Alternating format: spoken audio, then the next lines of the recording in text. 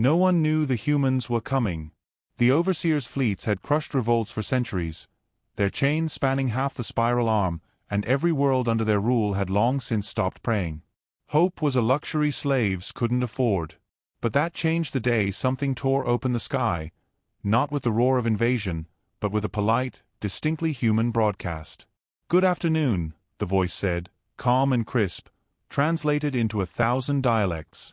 "This is Ambassador Wynne of the Terran Diplomatic Service. We come in peace, technically."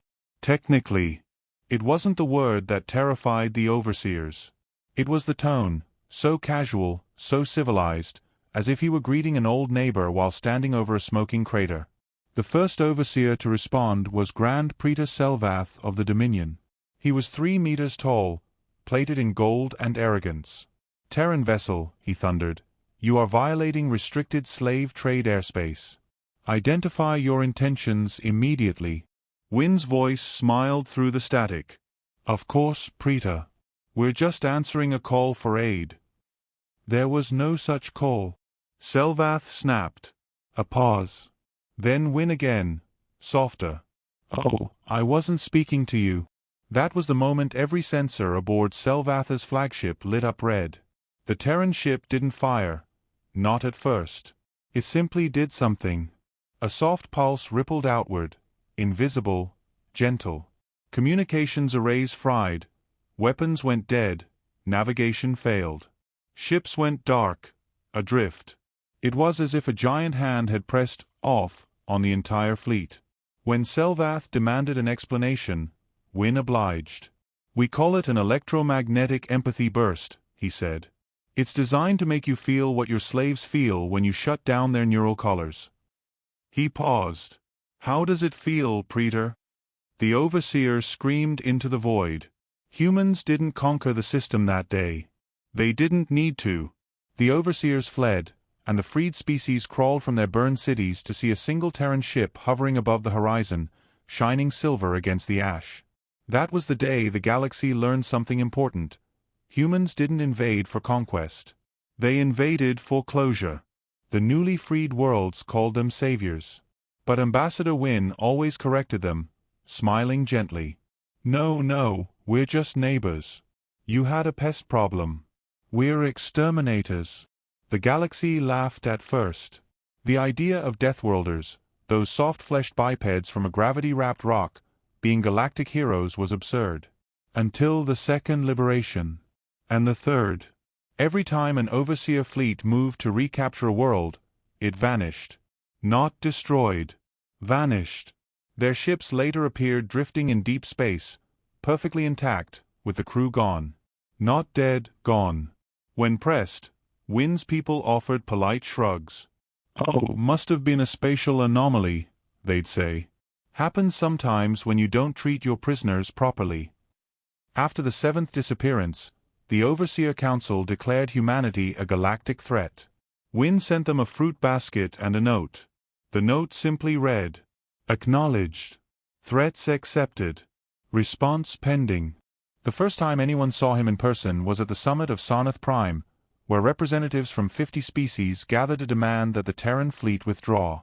Wynne arrived late, fashionably late, sipping something that smelled suspiciously like coffee. He looked ordinary. Slim, neat, with gray in his hair and an expression of perpetual mild amusement. "Ambassador Wynne," hissed the chair being, a feathered Orinthian with a voice like razors. "Your people have interfered in 8 sectors. You dismantled the slave networks of the Dominion without authorization." "Oh, we didn't dismantle them," Wynne said cheerfully. "We just turned them inside out.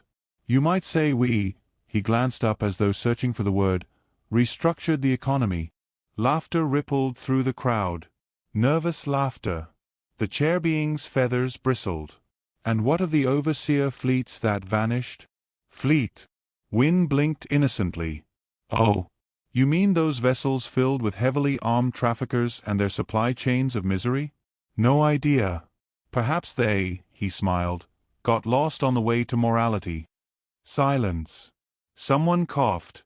Wynne placed his cup down carefully. "But let's not pretend outrage, friends. You tolerated the Dominion for centuries because it was profitable. You built your cities on slave metal. You sang hymns to efficiency while they broke bones for labor. And now you're offended that we stopped it. His voice never rose. Not once. But it carried like a blade sliding through silk. I represent Earth, Wynne continued softly, a planet that spent half its history perfecting new ways to hate itself. Genocide, war, pollution, we did it all. We learned. We grew teeth behind our smiles. So when we see a system built on chains, we don't debate it. We just clean it up. The Orinthian chair being tried to respond, but his voice cracked.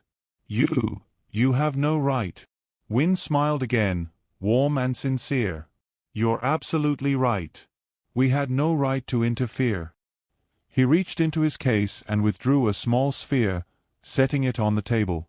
That's why we didn't. This is a beacon. It broadcasts a message. A request for aid. In your name. The alien frowned. In my. Precisely. Your species has now officially requested Terran humanitarian intervention. The beacon glowed blue. Outside the window, 20 Terran ships decloaked. Wynne's smile didn't change. You'll be relieved to know help is already on the way. Word spread like wildfire. The Deathworlders had declared Operation Clean Sweep. Entire slave networks collapsed overnight. Planets that had never dared whisper rebellion now raised Terran flags beside their old banners. And everywhere Wynne went, his calm voice carried that same courteous tone. We're here to help. The Overseers fought back, of course. The Fourth Dominion fleet struck Earth's forward post at Delta Eridan, determined to make an example. What they made instead was a mistake historians still describe with one word: cauterization. The fleet arrived, weapons hot. They never fired a shot. Because the humans had filled the asteroid belt with drones. Not war machines, not missiles, mirrors. The sun caught them all at once, focusing into a single blinding line of light. For 11 minutes, the Overseer fleet ceased to exist. Afterward, Ambassador Wynne broadcast a short message to the survivors. Solar energy. Renewable, clean, and, let's be honest, efficient. Even the enslaved worlds went silent. They had prayed for rescue, yes. But no one expected this. The humans were kind, courteous, smiling. But behind that smile was something vast, an intelligence honed by a history of self-inflicted suffering. They didn't conquer. They optimized. Within 2 years, every major slave-holding power had fallen. Their planets weren't bombed, they were bought out. Terran corporations arrived offering reconstruction, water, medicine. Behind every act of mercy was a clause, a contract, a smile. And when the last Overseer stronghold sent envoys to negotiate, they found Wynne waiting, alone, in a garden blooming where a fortress once stood. Ambassador, the lead envoy said cautiously, we surrender. Wynne looked up from pruning a rose. Oh, splendid. Saves us all the paperwork. You'll accept our terms? Terms. Wynne frowned slightly. Oh, my dear friend, I think you misunderstand. He turned the pruning shears over in his hand thoughtfully. We don't occupy. We liberate. You're free to rebuild, of course. Free markets. Free citizens. The envoy's crest lifted with hope. Then we will be allies? Eventually, Wynne said. After the transition. What transition? The one where your species discovers what it's like to work for minimum wage. It took the envoy a full 5 seconds to realize it wasn't a joke. Centuries later, alien historians would call it the Silent Revolution. No fleets. No armies.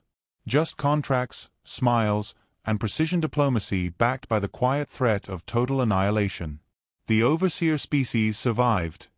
Technically. But their empires didn't. They became consultants, laborers, merchants in the vast Terran-led alliance of free systems. And every year, on the anniversary of the first liberation, they sent offerings of gratitude to Earth. Wynne always replied with the same message. You're welcome. Remember, freedom isn't free. We bill by the hour. The last time Ambassador Wynne appeared publicly was at the Founders' Ceremony, when the galaxy united under a single charter. He stood at the podium, older now, his calm eyes reflecting 1,000 suns. "Some say humanity saved the galaxy," he began. "I disagree. We merely reminded it of something it forgot, that freedom is not granted, it's enforced. And we're very, very good at enforcement." He paused, glancing around the assembly of nervous alien delegates. "The galaxy prayed for rescue. You expected angels. You got us instead."